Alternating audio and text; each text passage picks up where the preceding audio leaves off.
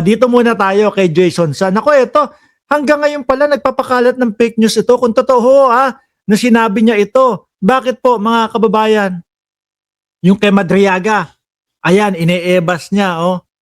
Sinasabi niya, classmate daw sa SSC Law School ni Ramil Madriaga, si BP Sara, noong 1991. Sabi pa, hoy baliw, elementary pa lang si Sara Duterte noon. Kaso, yung mga netizen natin, mga kababayan, ayan, may sinasabi, wala naman daw sinabi doon sa affidavit. Nakaklase niya si Sara Duterte. Oo, nakikita ko ho yan, mga kababayan eh. Nakita ko po yung affidavit eh. Wala namang sinabi talaga na ganun. Alam niyo po, itong mga DDS, hanggang ngayon po, ang estilo nila, pagpe-fake news pa din ho. Hindi na mga kumbaga, hindi na ho sila nagbago ng style nila. Puro ganito at puro ganyan, mga kababayan. Pame-make news, kaya po inaayawan ng mga tao itong mga ito eh. Kaya po sila inaayawan ng mga tao dahil po paulit-ulit na lang po sila gagawa ng istorya, iimbento ng istorya. Ganun lang po. Pero pagka hinanapan mo ng mga ebidensya, wala naman pong maipakita. Diba? Sanay na sanay po sila doon sa mapahiya. Okay lang sa kanila, mapahiya. Kaya minsan naiisip ko, mga bossing, baka nga talagang itong mga ito bayad. No? Para gumawa ng mga ikasisira po, mga kababayan. Kasisira ni Pangulong Bongbong Marcos. Si Pangulong Bongbong Marcos ang kadalasan na binibiktima ng mga ito sa pame-make news eh. Diba?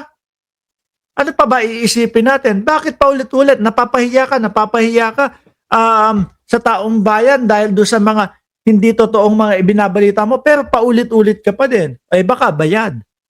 Kaya okay lang yan. Ang importante, may natatanggap tayong arep. Ang importante, may natatanggap tayong 1 million. Putragis na yan. Ang hirap paniwalaan ng 1 million ni Jason sa mga kababae. Oh, di ba? Ayan, sabi ko sa inyo, di ba kapag ka nagbablog si Jason sa o kapag ka nandoon niya sa SMNI, ganyan ng style. Tapos yung mic nandyan. Tapos ayun, tingnan nyo. Oh. Tapos dadalawa ipin. Oh, 'di ba?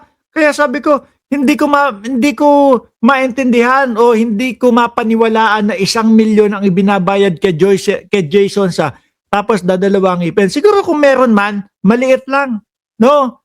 Kasi nga si Mima Alicia, sabi 70,000 daw ang alok kay Mima Alicia plus kondo.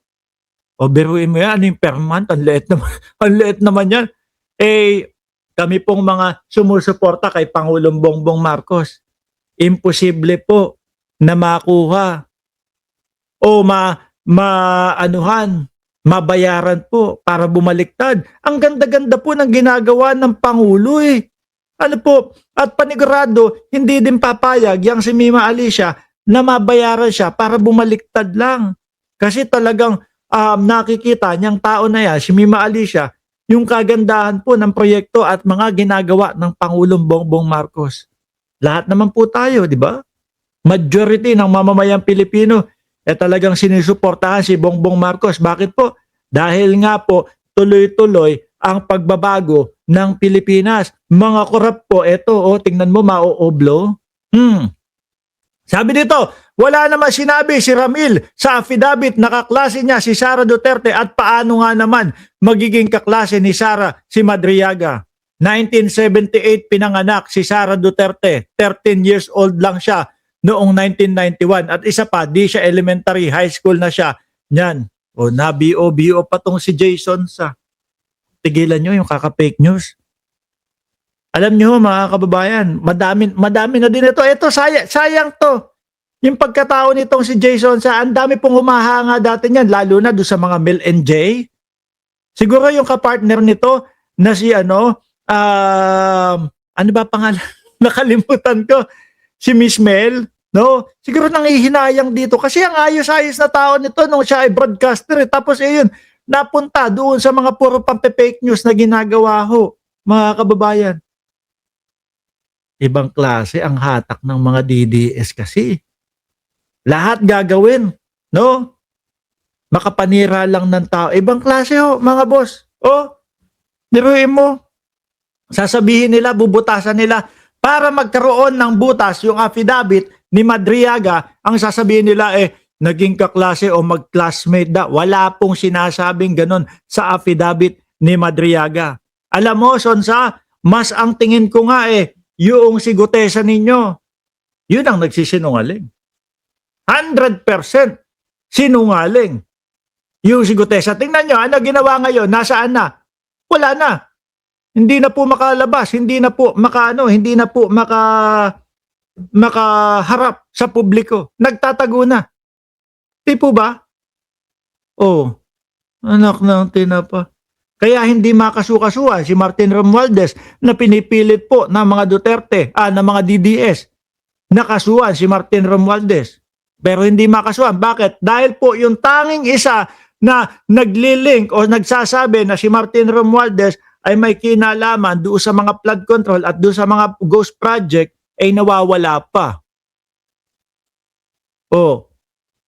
Kung mapapanood nyo mga kababayan, yung kaisa-isang appearance ni Gutesa doon sa Senado, magkaiba yung physical na itsura niya Tsaka doon sa kanyang sinasabing affidavit niya. Halata po na tipong wala. No? Parang iba ang sumulat tapos ipinabasa lang on the spot kay Gutesa. Hirap na hirap po. Talagang kailangan tututukan niya. Yung affidavit na yun. Dapat to mga bossing, kung siya ang sumulat niyan, siguro palingon-lingon lang siya ng ganun, Kapag kami nakakalimutan siya na mga bagay-bagay, lilingunin niya. Ganun lang yun. Eto, yung kay Madriaga. Kumpletos recados.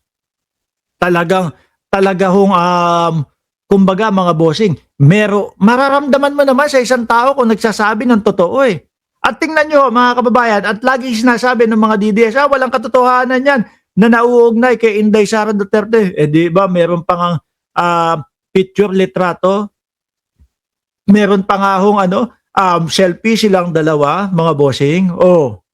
Paano ninyo itatanggi iyon? Paano ninyo itatanggi iyon, mga DDS? Di ba? Tigilan nyo yung pagpe-fake news. Kung gusto nyong mahalin kayo ng bayang Pilipinas, lumigal kayo, umayos kayo. Ganun lang yun. Tingnan nyo kami, diba? Simple. Simpleng-simple yung pagbablog namin. Bakit to? Punta kami sa mainstream media. Hanap kami ng balita. Re-reactionan namin. Okay na. Kayo hindi. Kailangan pa gumawa kayo ng mga storya Gumawa kayo ng mga hindi mga makatotohanan Kaso, nakalimutan nyo. Anong taon na ngayon? Taon na ngayon na taon na ngayon ng 2025. Nakalimutan ninyo na ang dami ng social media. Nagkalat na ang social media. Di ba mga kababayan? Kaya lagi po silang nabubuko mga bossing. Di ba?